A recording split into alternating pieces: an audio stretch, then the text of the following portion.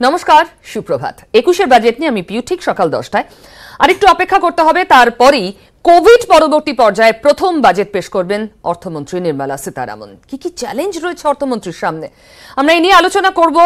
প্রথম, মানুষের হাতে টাকার যোগান, মানুষের ক্রয় ক্ষমতা স্বাভাবিক করা, যা একদম সংকুচিত হয়ে গিয়েছে কোভিড পরিস্থিতিতে, এবং সেখান থেকে দাঁড়িয়ে ইনফ্লেশন বা এই যে লাগাতার মূল্য বৃদ্ধি, সেটাকে কোথাও একটা লাগাম টানা। এই যে ব্যালেন্সিং ফ্যাক্টর, সেটা কিভাবে হয় আজকের বাজেটে, সেই ব্যালেন্সটা কিভাবে করা যায়, স্টিমুলাস প্যাকেজ কি থাকে আনঅর্গানাইজ সেক্টরকে আবার চাঙ্গা করতে, অর্থনীতির চাকায় জোরালো একটা ধাক্কা দিতে কি কি করেন আজকে অর্থমন্ত্রী, সেদিকে আমাদের নজর থাকবে। নির্মলার চ্যালেঞ্জগুলো অলরেডি আপনারা দেখতে পাচ্ছেন স্ক্রিনে। আমরা বেশ কয়েকটা পয়েন্টারের মাধ্যমে সেই চ্যালেঞ্জগুলো আপনাদের সামনে আনার চেষ্টা করেছি। আর এই নিয়ে আলোচনার জন্য আমার সঙ্গে যারা রয়েছেন, দুজন অর্থনীতিবিদ রয়েছেন, অজিতাভ রায়চৌধুরী এবং শৈবাল বিশ্বাস। এছাড়াও আমার সঙ্গে রয়েছেন রাজনীতির বিভিন্ন প্রতিনিধি। আমার সঙ্গে রয়েছেন সিপিআইএম নেতা তাপস সিনহা। আমার সঙ্গে স্টুডিওতে রয়েছেন শুদ্ধসত্য বন্দ্যোপাধ্যায়, কংগ্রেস নেতা। এছাড়া রয়েছেন ইন্দ্রনীল খান, বিজেপি নেতা, এবং অরূপ চক্রবর্তী, তৃণমূল কংগ্রেস নেতা। আমি প্রত্যেকের সঙ্গে কথা বলবো। দুজন অর্থনীতিবিদ আমার সঙ্গে রয়েছেন। আমি প্রথমেই চ্যালেঞ্জ নিয়ে শৈবাল বাবুর কাছে আসি। শৈবাল বাবু, আমরা আম জনতা তারা তাকিয়ে রয়েছি যে কোভিডে যেভাবে একটা চ্যালেঞ্জের মুখে আমরা প্রত্যেকে পড়েছি, স্যালারি কাট হয়েছে, অনেকের তো জব কাট হয়েছে, মানুষের হাতে এই মুহূর্তে আর্থিক যোগান কম, যার হাতে সামান্য রয়েছে তিনি ভয় আতঙ্কে রয়েছেন। এই পরিবেশটা কাটানোর জন্য আজকের বাজেটে আমাদের কি প্রত্যাশা থাকতে পারে, কি করা যেতে পারে আজকের বাজেটে?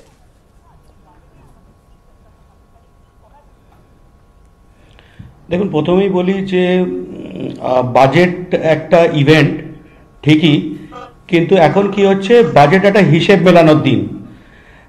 এবং আপনি যদি দেখেন, প্রধানমন্ত্রীও বলেছেন যে অ্যানাউন্সমেন্টগুলো কিন্তু প্রোগ্রেসিভলি সারা বছর ধরে হতে থাকবে। তবুও বলি, ফিনান্স মিনিস্টার কাছে এটা একটা বড় চ্যানেল, কারণ প্যান্ডেমিক তো রোজ রোজ হয় না, এবং প্যান্ডেমিকের জন্য যা হয়েছে, একটা বড় ফিসকাল ডেফিসিটের মুখ হাঁ করেছে, এবং সেই গ্যাপটাকে কভার করতে হবে। So it's a big challenge.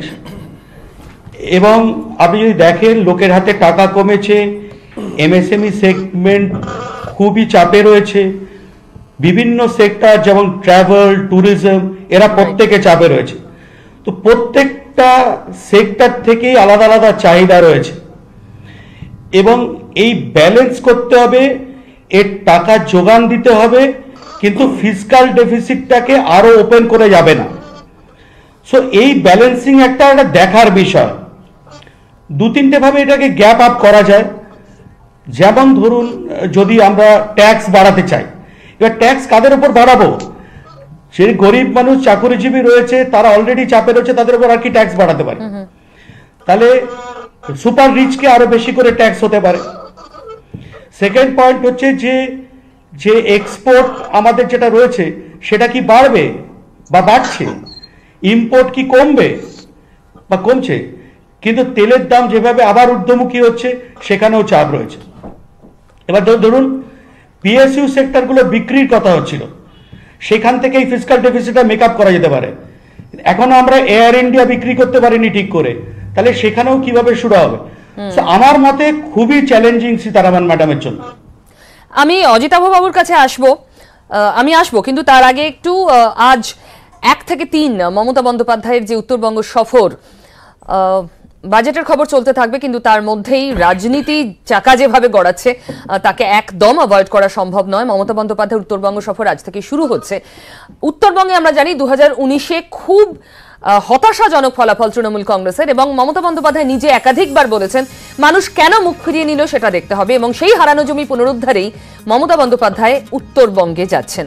আমাদের সঙ্গে আবির রয়েছে। আবির, এই সফর অত্যন্ত গুরুত্বপূর্ণ, কারণ উত্তরবঙ্গ 2019-এ কার্যত হতাশায় একদম ডুবিয়ে দিয়েছিল তৃণমূল কংগ্রেসকে, সেখান থেকে জমি ফিরে পাওয়ার আশাটা কতটা, এবং মুখ্যমন্ত্রী নিজেই সেই চেষ্টায় নামলেন এবার। আবিরের সঙ্গে আমরা যোগাযোগের চেষ্টা করবো। আরো একবার আপনাদের জানিয়ে দিই, উত্তরবঙ্গ সফরে মমতা বন্দ্যোপাধ্যায়, তিনি উত্তরবঙ্গে বেশ কয়েকদিন থাকবেন। সেখানে হারানো জমি ফিরে পেতে কি কি বন্দোবস্ত করেন? নিশ্চয়ই তিনি যে কর্মী সমর্থকরা রয়েছেন, তার যে সংগঠন রয়েছে সেটাকে চাঙ্গা করতে বিশেষ কিছু বার্তা দেবেন এবং বিরোধীদের জন্য তিনি বার্তা দেবেন। স্পেশালি আমরা জানি যেখানে বিমল গুরুং আবার ফিরে এসেছেন, সেই জায়গার নতুন কোনো অঙ্ক, নতুন কোনো সমীকরণ সেটাও হতে পারে। সব মিলিয়ে উত্তরবঙ্গ খুবই ইন্টারেস্টিং এবং রাজনৈতিকভাবে অত্যন্ত তাৎপর্যপূর্ণ মুখ্যমন্ত্রী মমতা বন্দ্যোপাধ্যায়ের এই উত্তরবঙ্গ সফর। আমরা এদিকে নজর দেব। আবার আমি বাজেটের খবরে ফিরছি, আমি অজিতাভ বাবুর কাছে আসবো। অজিতাভ বাবু, এই যে নির্মলা সীতারামনের কাছে কোভিড পরিস্থিতিতে যে বাড়তি আর্থিক সংকোচন, বাড়তি আর্থিক সমস্যা, এটা গোটা দেশের মতো আমাদের দেশের অর্থমন্ত্রীর কাছেও একটা চ্যালেঞ্জ, কিন্তু আমাদের দেশের জন্য অ্যাডেড চ্যালেঞ্জগুলো কি কি রয়েছে?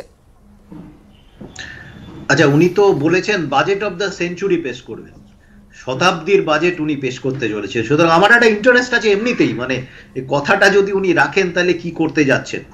একটা কথা মনে রাখা, মানে এইটা বলেছেন কি না বলেছেন গত 100 বছরে এরকম বাজেট হয়নি, হুইচ ইজ ন্যাচারাল, কারণ কোভিড প্যান্ডেমিক তো 100 বছরে আমরা দেখিনি। হ্যাঁ, মানে সেটার বিভিন্ন রকম ইন্টারপ্রিটেশন হয়, কিন্তু এই বাজেটেও উনি যেটা পেশ করতে যাচ্ছেন সেটা নিঃসন্দেহে একটা ছাপ ফেলবে, এটা উনি যেটা বলবার চেষ্টা করেছে। না, এখন যেটা আমার বলার কথা সেটা হচ্ছে বাজেট একটা বছরে একটা সময়ে হয়, সারা বছর ধরে কিন্তু নানা রকম সরকার তার পদক্ষেপ নেন। কারণ বাজেটের বাইরে পদক্ষেপ কিন্তু আজকাল বাজেটে যা নেওয়া হচ্ছে তার থেকে বেশি হয়ে যাচ্ছে অনেক ক্ষেত্রে। এখানে আমি যেটা বলি, যেটা ইম্পর্টেন্ট সেটা হচ্ছে এই করোনা কালে সরকার 3 দিক থেকে এটাকে সামাল দেওয়ার চেষ্টা করেছিলেন। এক হচ্ছে সরাসরি টাকা মানুষের হাতে পৌঁছানো, 2 হচ্ছে যেটাকে আমরা বলি মনিটারি পলিসি, অর্থাৎ সহজ শর্তে সহজভাবে কিছু ক্ষেত্রে সরকার গ্যারেন্টেড দাঁড়িয়ে ঋণের ব্যবস্থা করো, কৃষিক্ষেত্রে ব্যবস্থা করো, ছোট ক্ষুদ্র শিল্পের ব্যবস্থা করো। সেইটা কিন্তু অনেক বেশি, একটা 20 লক্ষ কোটি টাকার বাজেটে সেটাই প্রায় ছিল 17 লক্ষ কোটি টাকা। যদি রিজার্ভ ব্যাংক এবং সরকার দুটো পক্ষ এক জায়গায় ধরি তাহলে সেই জায়গাটা অনেক বড় ছিল। আরেকটা তৃতীয় যে জিনিস আনা হয়েছে সেটা হচ্ছে সংস্কার, অর্থাৎ এরকম একটা ধারণা যে সংস্কার করতে গেলে যদি অর্থনীতিতে কোনো একটা ধাক্কা লাগে তখনই সংস্কার হয়। মাথায় ছিল বোধহয় 1991 এর ধাক্কা। কিন্তু আমি সংস্কারের ক্ষেত্রে বলবো সংস্কার নিশ্চয়ই দরকার, তবে মানুষ যেখানে যুদ্ধ করছেন তার সামাজিক অস্তিত্ব নিয়ে, সেই পর্যায়ে বিশেষ করে অসংগঠিত ক্ষেত্র যেখানে আমাদের প্রায় 80 থেকে 85%, সেখানে সংস্কার আনাটা এই মুহূর্তে কতটা পরিমাণ এবং কতটা যুক্তিযুক্ত, অর্থাৎ ধাক্কা একটা লেগেছে, সেই ধাক্কাটা কিন্তু মানুষের সামাজিক অস্তিত্বের ধাক্কায় এসে পৌঁছেছে। সেইটা আমি সম্পূর্ণ একমত হতে পারি না, কিন্তু সেটা একটা বড় জিনিস হয়ে দাঁড়িয়েছে। বিশেষ করে রাজ্য সরকার যদি এক্সট্রা খরচা করতে চান তার সাথে সংস্কার জড়িয়ে দেওয়া হয়েছিল, এটা ভুললে চলবে না।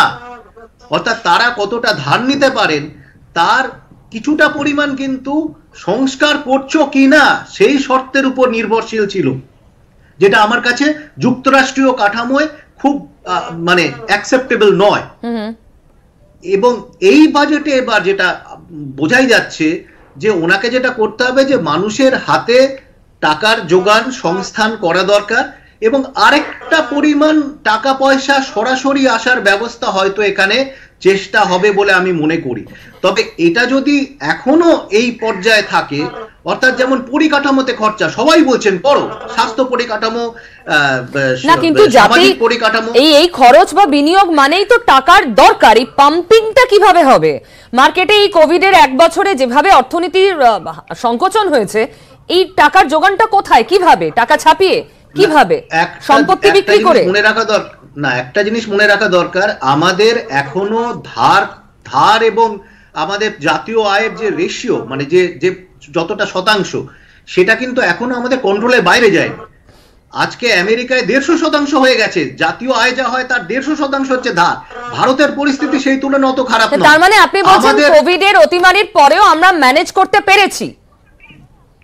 আমাদের ম্যানেজ করা মানে সেখানে ডেফিসিট ফিনান্স যেটা বলি, অর্থাৎ ধার করা, বা আমাদের যতটা বাজেটে ডেফিসিট করা দরকার তার থেকে যদি বেশি করতে হয় সেটা করতেই হবে, এতে কোনো তার অন্যথা করা চলে না। আমি যে মুহূর্তে এটা বললাম অজিতাভ দা যে তাহলে কি আমরা ম্যানেজ করতে পেরেছি, এখানে কংগ্রেস এবং তৃণমূলের প্রতিনিধিরা জোরালো প্রতিবাদ করে উঠলেন। আমি তাদের বলতে দেবো একটা ব্রেকের পর। সঙ্গে থাকুন, এক্ষুনি ফিরবো।